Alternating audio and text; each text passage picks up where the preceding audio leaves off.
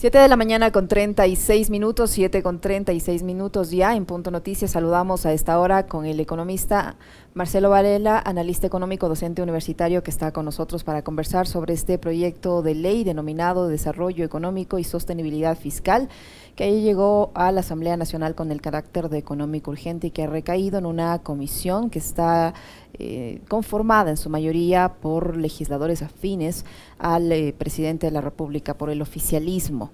Hay polémica también en la Asamblea Nacional por la forma como se seleccionó la comisión que va a tratar el tema, pero eso no es tema de conversación en estos instantes.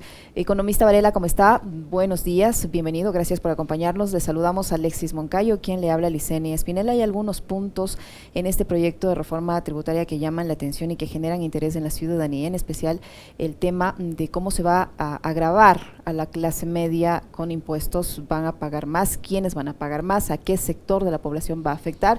Y también una especie de amnistía tributaria que se crea en este cuerpo legal de ser aprobado para las personas que tienen propiedades, activos, cuentas en el exterior y que no han sido declaradas. Se puede considerar, al menos en esta parte, que este proyecto de ley está siendo creado o se ha configurado a la medida de la actual administración gubernamental, que a decir de una investigación periodística posee bienes o propiedades o empresas en paraísos fiscales que aparentemente no habría declarado. Buenos días, bienvenido. Buen día, mi querida Licenia, buen día, mi querido Alexis. Muchas gracias por la invitación. Sí, hay que analizar, yo creo, pormenorizadamente esta ley para tener en cuenta qué está detrás de esto. Y lo que está detrás de esto es generar mejores recaudaciones para el gran capital con el supuesto de que inviertan y generen empleo. Ya sabemos que eso no se va a dar basado en esos propios postulados de ellos, ¿no es cierto?, sobre el famoso ingreso disponible. Del ingreso del capitalista, si le descuenta más impuesto, tiene menos ingreso disponible y por tanto menos ahorro y menos inversión. Entonces, ¿qué hay que hacer desde esa visión neoclásica, neoliberal? Cobrémosle menos impuestos para que tengan más ingreso disponible y puedan invertir. Y todas las reformas supuestamente llevan hacia allá. Pero el gobierno quiere presentar, obviamente, que las reformas benefician a la gente y eso es lo importante que vamos a tratar de analizar en estos minutos. ¿Qué está detrás de eso? Porque le dicen, bueno, no le voy a cobrar el IVA por los pañales populares, por las toallas sanitarias, pero ¿qué está detrás de todo ello? Y está el beneficio a los grandes grupos económicos y financieros, y eso es lo importante. Pero además, en este cambio de casi 19 o más de 19 cuerpos legales, ¿qué es lo que está?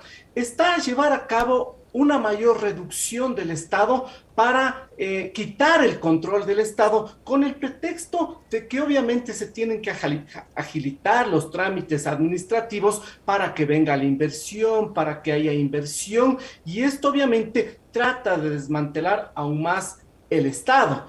Y esto va generando obviamente condiciones en donde en esta ley el gobierno trata de justificar las condiciones, pero a través de cambios incluso en lo que la Constitución dice, basado en interpretaciones no reales de ellos, como por ejemplo la referencia que hacen al artículo 284 de la Constitución respecto a los objetivos de la política económica, cómo ellos le traslucen, cómo ellos le cambian, le manipulan para hablar de la calificación de urgencia económica del proyecto. Por eso yo hasta ahora no sé cómo es que la Asamblea ha dado paso a este mamotreto, hablemos a mi entender, de ley, porque tal vez el cumplimiento debe ser que esté escrito sobre una hoja, ¿no es cierto?, membretada, tal vez eso deba ser el requisito. Me llama mucho la atención, porque, por ejemplo, este proyecto urgente le sostienen en el artículo 284 los puntos 6, 7, 8, y es importante analizar esto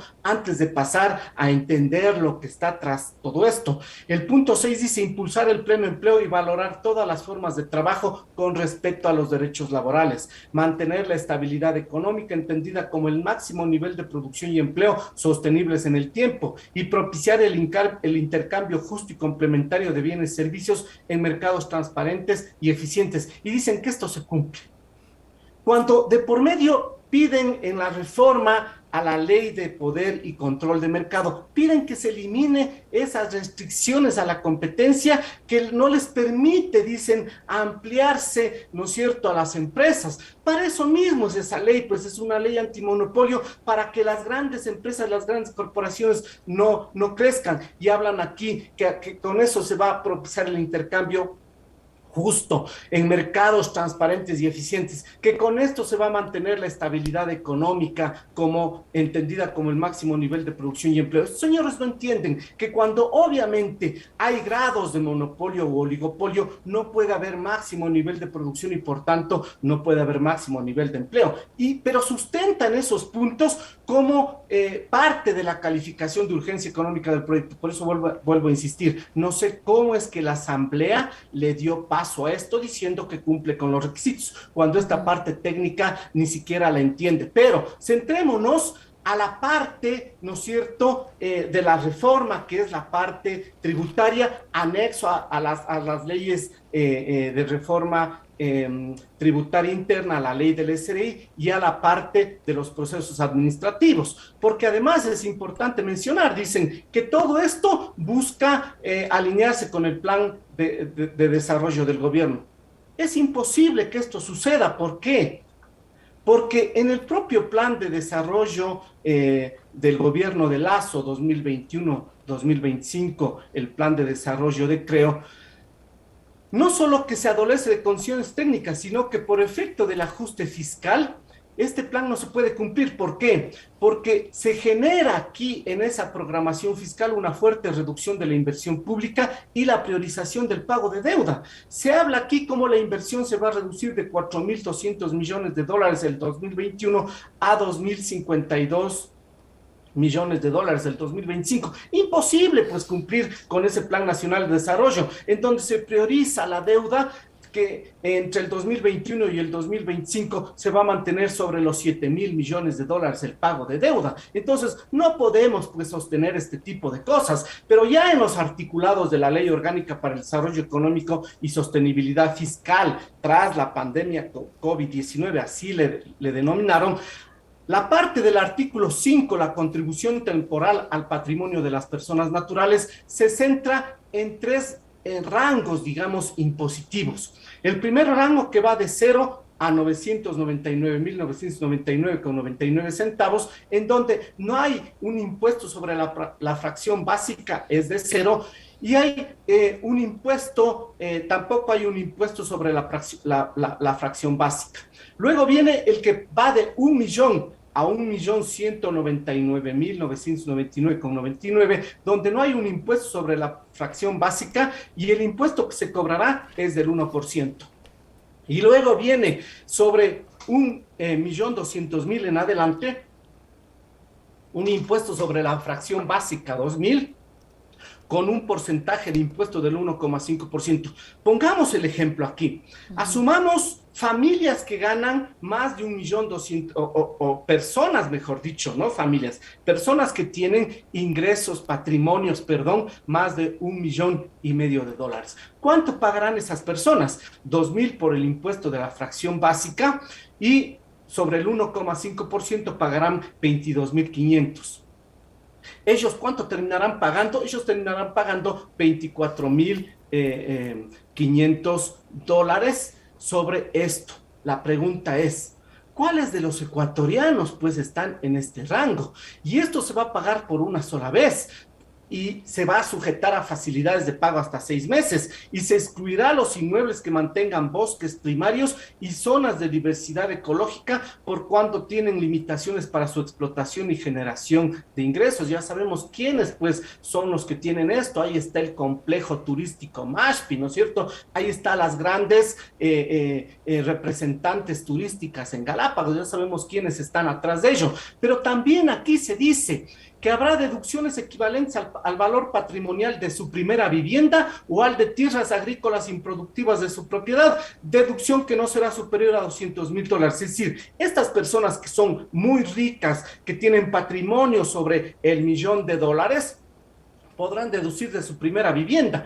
Entonces, si tienen 1,5 millones, ellos pagarán $24,500, pero podrán deducir hasta $200,000. ¿Qué implica que puedan deducir hasta $200,000? Que pueden tener crédito tributario. Entonces, pagan 24,500, deducen 200,000 y el Estado les tendrá que devolver. Eso está tras esto. Eso es lo que hay que oponernos. No podemos aceptar este tipo de cosas que están traslapadas para tratar de mostrar, ¿no es cierto?, que hacen un beneficio a los ecuatorianos. Y esto, obviamente, es con el beneficio de que las grandes familias, las familias ricas del Ecuador, sigan beneficiándose de esto. Y lo mismo sucede con la contribución temporal al patrimonio de las sociedades.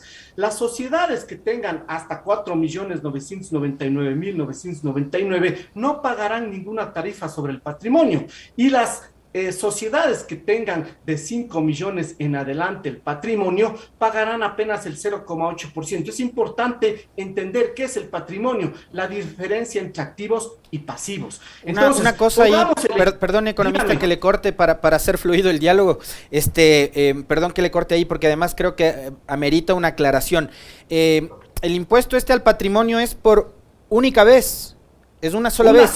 Ya. ¿Y qué pasa, por ejemplo, con las personas que ganan más de $2,000 a quienes les graban los impuestos? Eso ya es permanente, no es como pasó, por ejemplo, con la ley solidaria del 2016 del terremoto, en donde también fue por una vez o durante un año de vigencia. ¿Se acuerda usted cuando el incremento del IVA del 12 al 14 fue por un año, etcétera, etcétera? Fue temporal, ¿no? La solidaridad con Manaví y Esmeraldas. En este caso, el impuesto al patrimonio a los más ricos es por una vez, y el impuesto a las personas, en su mayoría de clase media, que ganan un poquito más de $2,000, es permanente. Así es, mi querido Alexis. Pero de locos eso, pues. O sea, ahí vemos para quién están gobernando. Exactamente, es lo que decíamos. Incluso tendrán deducciones los ricos hasta 200,000, entonces pagarán 24,500 y pueden deducir hasta $200,000 con ese gran patrimonio, y el Estado más bien tendrá que devolverles, ¿no es cierto?, más de $175,000 a estos señores que supuestamente ayudan al país. Porque claro, esta parte del patrimonio a las sociedades, las que ganen más, las que tengan patrimonio de más de 5 millones de dólares, pagarán 0,80%, es decir, $40,000 por una sola vez. Pero viene, en la parte de reforma a la ley, viene la cuestión de la amnistía tributaria. Se manifiesta ahí una nueva amnistía tributaria, considerando que hoy la amnistía tributaria hasta el 30, el capital, intereses y multas de las grandes corporaciones al 31 de agosto del 2021 llegan casi a 5,000 millones de dólares, 4,935 millones de dólares es lo que se pretende generar como nueva amnistía, tributaria. Entonces, ellos pagarán 40,000 los que tienen 5 millones y les beneficiarán con toda esa amnistía tributaria. Porque ¿quiénes son las empresas que están atrás de esos casi 5,000 millones de dólares que se pretende? La propia ley manifiesta, pone los datos, pone la información. Estos 4,935 millones de dólares que digo, está en la ley se menciona que ellos hay que beneficiarles, pobrecitos, para que inviertan, para que ellos obviamente entren, ¿no es cierto?, en esta cuestión de generación de empleo. Pero ¿qué pasa obviamente con la condición hacia la gente? La condición hacia la gente lleva a que la base imponible se reduce. Ahora la fracción básica es de 11,310 dólares. ¿Qué implica esto? Que se agranda pues la base imponible, van a entrar muchos más contribuyentes a pagar. Entonces, incluso, economista Varela, incluso las personas que ganan menos de $2,000 podrían entrar en esta base de contribuyentes porque se eliminan o se reduce la deducción de gastos personales para las personas naturales. Entonces esto podría hacer que personas que ganen menos de $2,000 paguen también el impuesto, más en impuesto a la renta. Actualmente una persona que gana $2,000 puede pagar hasta $600 en impuesto a la renta. Con esta reforma, ¿cuánto pagaría el contribuyente? En realidad, las personas que estén sobre los $920 o sobre los 900 empezarán a pagar con esta reducción de la fracción básica. La fracción básica es de 11,310 y se les reduce las deducciones de los impuestos. Ya Antes se podía deducir hasta $14,000. Hoy el máximo es $4,900. Sí, se reduce a la tercera parte y serán las personas que ganen sobre los $900 las que se van afectadas. $900 por los 12 meses más los 2 décimos, ¿no es cierto? Estamos hablando de que estarían bordeando los $11,310. Es decir, esta reforma es para cargar el peso a la clase media, a los de menos ingreso y beneficiar a los de mayor ingreso. ¿Cómo vamos a ver más adelante? Brevemente me voy a remitir. Entonces, esto es lo que obviamente tenemos que rechazar. Tratan de hacernos ver que van a hacer pagar a los ricos, cuando en realidad quienes van a pagar son los de menores ingresos. Y todas las reformas que llevan a cabo acá, incluso viene con cuestiones que tratan de hacer o engañar a la gente. Por ejemplo, la cuestión del régimen impositivo voluntario único y temporal para la regularización de activos en el exterior. ¿Qué pretenden con esto? Que obviamente los residentes fiscales en el Ecuador, pero que tienen la plata afuera, pueden acogerse. Y se acogen ¿con qué condición? Se acogen con la condición de que obviamente no estén sujetos a procesos de determinación por concepto de tributos. Voy a leerles el artículo 25, efectos de acogimiento al régimen impositivo. Los sujetos pasivos que se acojan a este régimen no estarán sujetos a procesos de determinación por concepto de tributos que se declaren ni a sanciones administrativas derivadas del incumplimiento de los deberes formales relacionados con tales tributos. Se darán por cumplidas las obligaciones tributarias de impuesto a la renta e impuesto a la salida de divisas sobre bienes, activos, rentas, ingresos o transacciones. El SRI no podrá establecer sanciones ni proceder al cobro de intereses ni multas. No se iniciarán procesos de investigación penal por delitos de enriquecimiento privado no justificado, defraudación tributaria ni defraudación aduanera establecidas en el Código Orgánico Integral Penal, COIP. Entonces, con este famoso régimen de que se acojan, ¿no es cierto?, voluntariamente para la regularización de activos en el exterior, ¿qué es lo que pretenden? En primer lugar, liberar de toda culpa a los evasores que han enviado dinero a paraísos fiscales. Eso está tras ello. ¿Quién está tras esto? El presidente, pues él mismo se quiere beneficiar con esto. Él, su familia, sus panas, los grupos económicos, todos los 280 grupos económicos tienen en muchos paraísos fiscales los dineros. Aquí está el efecto. Entonces tratan de hacer ver de que van a hacer que se repatrie los activos desde el exterior, cuando se fundamenta esto para quitarles de toda pena, de todo castigo a futuro a estos evasores. Y luego vienen todas las reformas, ¿no es cierto?, en el libro tercero, que son reformas a varios cuerpos legales, las reformas a la ley de régimen tributario interno, con algunos cambios que nos hacen ver que es beneficioso. Ahora no te van a cobrar impuestos para tus pañales, para tus toallas sanitarias, pero ¿qué está detrás de esto? ¿A quién quieren beneficiar? Eso es lo que hay que entender tras esto. Y la Asamblea ¿A quién quieren beneficiar? ¿A quién quieren beneficiar con esa medida? Por ejemplo, pongámonos, Alexis, la cuestión del IVA al 0%. Dentro del IVA al 0% está algunas de estas cuestiones, ¿no es cierto?, de no cobro no iba a los pañales, no iba a las toallas sanitarias, a todas. Ya, ahí como lo ha vendido el gobierno, uno entendería que los beneficiarios de ahí son las mujeres que utilizan ese tipo de insumos y las madres de familia, los padres de familia que compran los pañales de los bebés. Pero usted dice, ¿a quién benefician en realidad?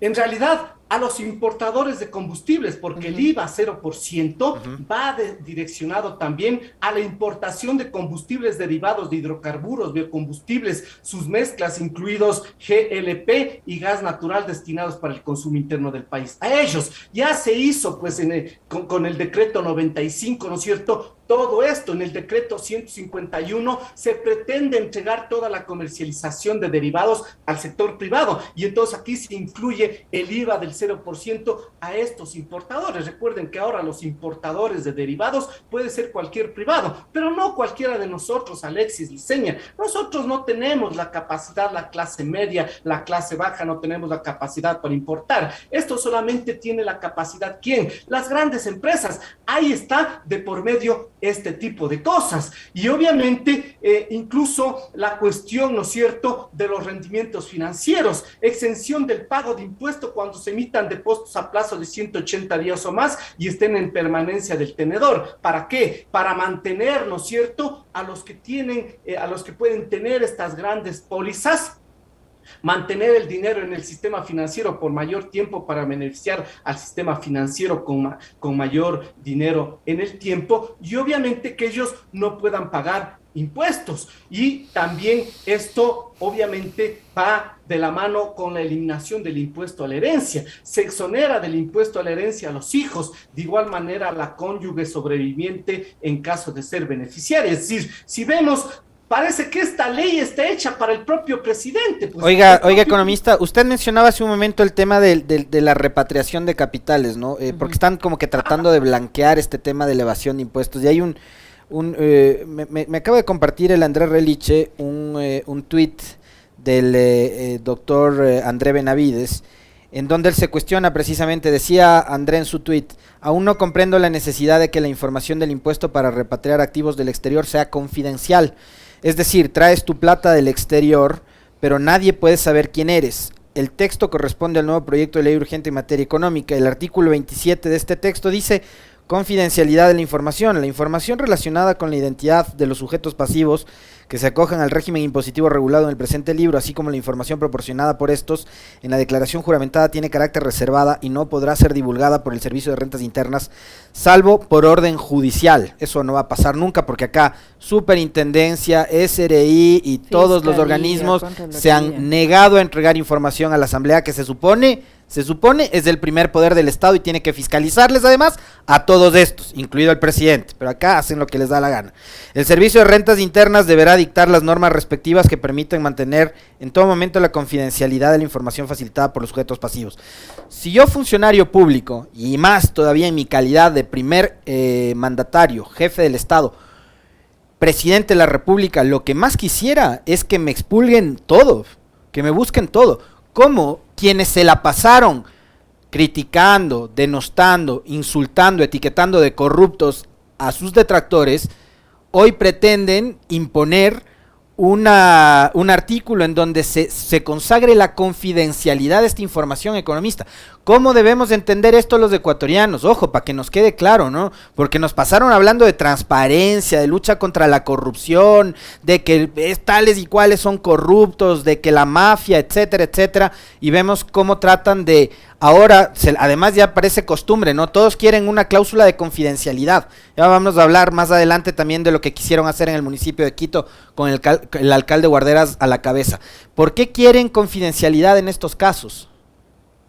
Porque no solamente que quieren seguirles protegiendo a esos evasores, sino que, como les había mencionado hace un momento, ¿no es cierto?, en la propia ley de ese registro único temporal y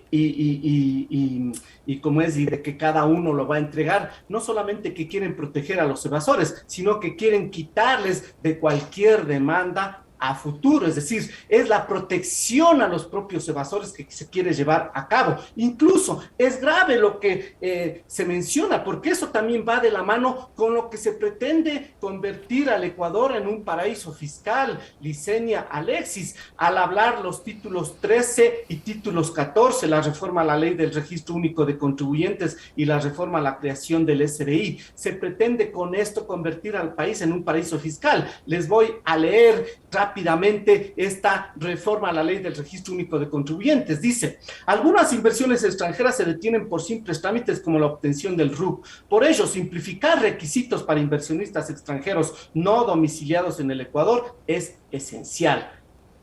Y luego en el título 15, reformas a la ley de creación del SRI, se menciona: la normativa con respecto a beneficiarios finales difiere en lenguaje con otras jurisdicciones extranjeras y aquello ahuyenta la inversión extranjera directa.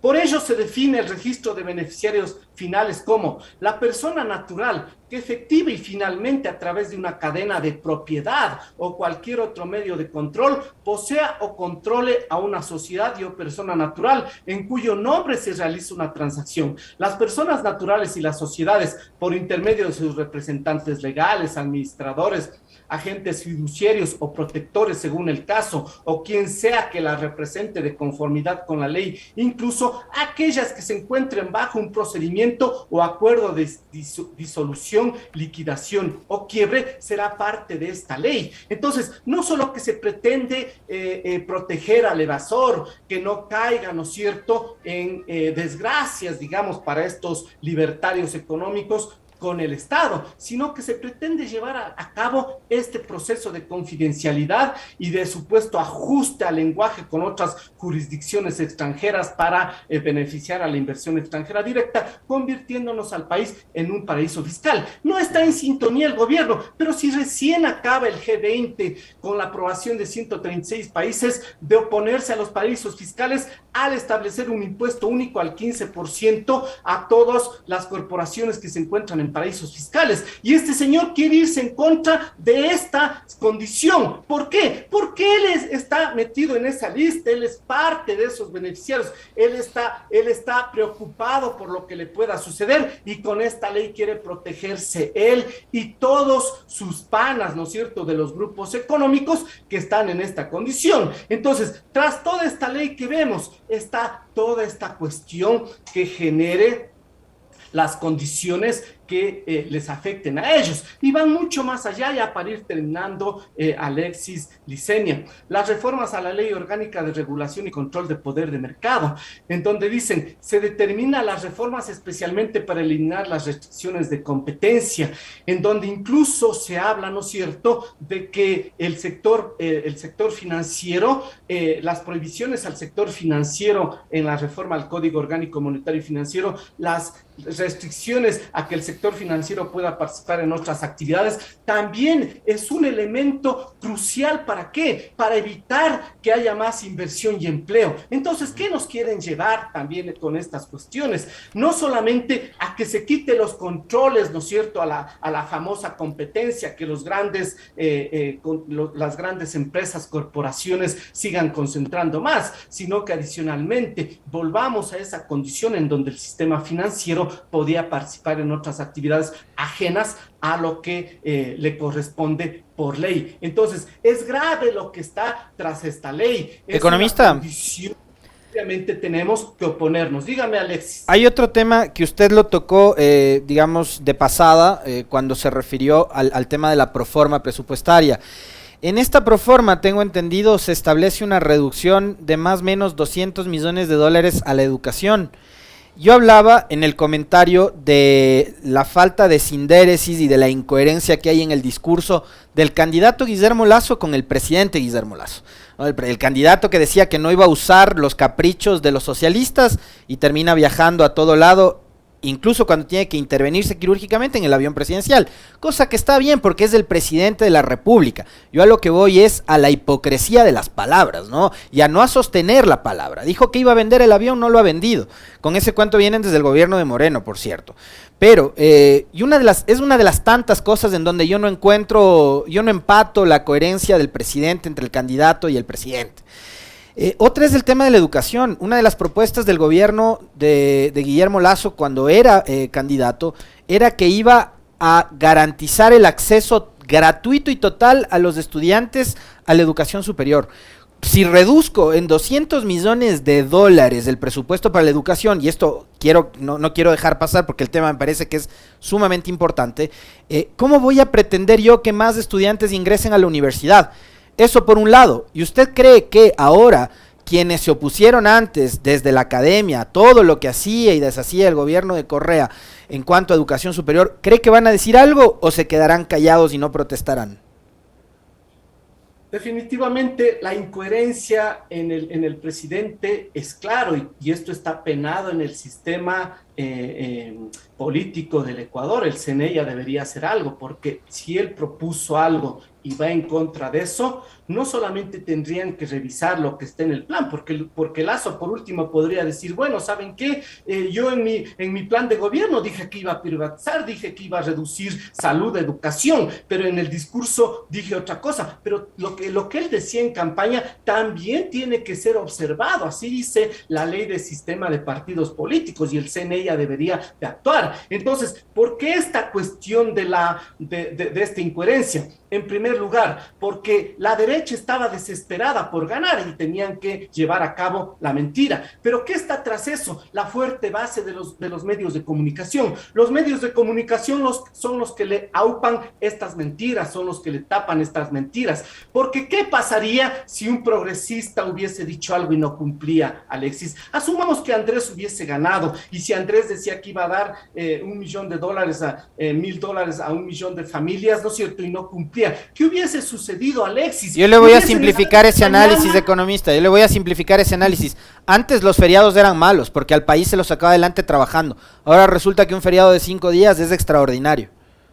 Exactamente, entonces estas incoherencias están aupadas por ese sistema de comunicación, de ahí la importancia de volver a regularlos. Y la segunda condición, lo que usted mencionaba es claro, si se reduce en más de $213 millones el presupuesto a la educación, ¿cómo se pretende que puedan entrar muchos más? Lo que el presidente decía, ¿no es cierto? Yo prefiero tener estudiantes vagos en la universidad a que estén drogándose. ¿Cómo quiere, pues, lograr esa propia estupidez de él que se cumpla si reducen $213 millones el presupuesto a la educación? Es imposible cumplir con estas cosas, y esto es lo que los ecuatorianos tienen que darse cuenta. Esto es lo que las entidades de control, el CNE, la Fiscalía, Contraloría, Procuraduría, tienen ya que empezar a actuar, y especialmente, ¿no es cierto?, el ente fiscalizador del Ejecutivo, que es la Asamblea. No solamente que tienen que oponerse a esta ley no puede que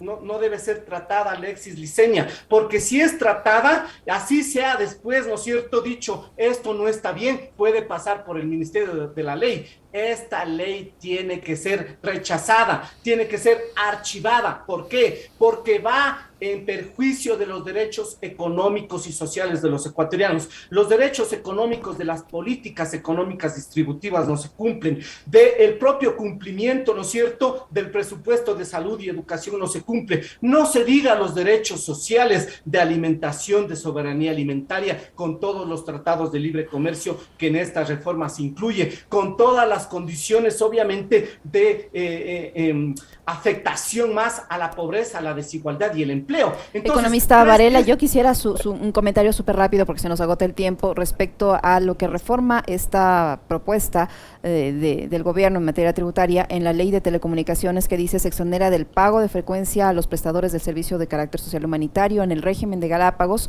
se permite el otorgamiento de nuevos permisos de operación turística, se facilita su concesión y se posibilita la renovación indefinida luego de los 20 años iniciales de otorgamiento. Y finalmente, una parte en la que se reforma el Código de la Producción, que extiende de 12 a 15 años la exoneración de impuesto a la renta para todas las nuevas inversiones, es decir, se extiende el incentivo para los impuestos de activos también en el exterior y los impuestos al comercio exterior. Rápidamente, economista.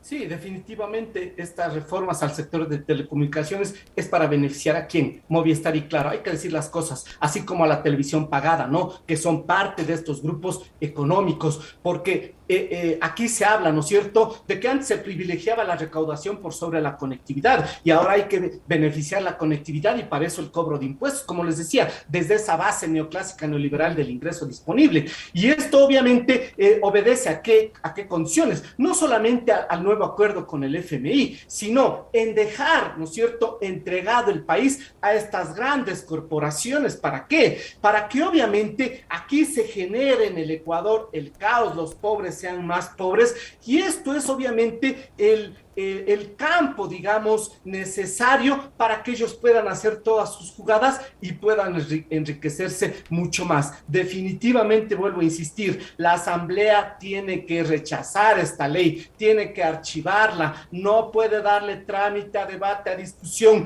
porque de lo contrario pasará por el Ministerio de la Ley y eso sería grave para los ecuatorianos. Quedaremos pendientes y esperando a ver lo que la Asamblea haga respecto a esta ley direccionada para beneficiar a los más ricos en desmedro del resto de la población.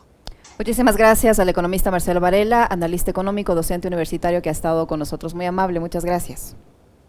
Un abrazo, hasta la próxima. Chao, chao. Saludos. Hasta luego.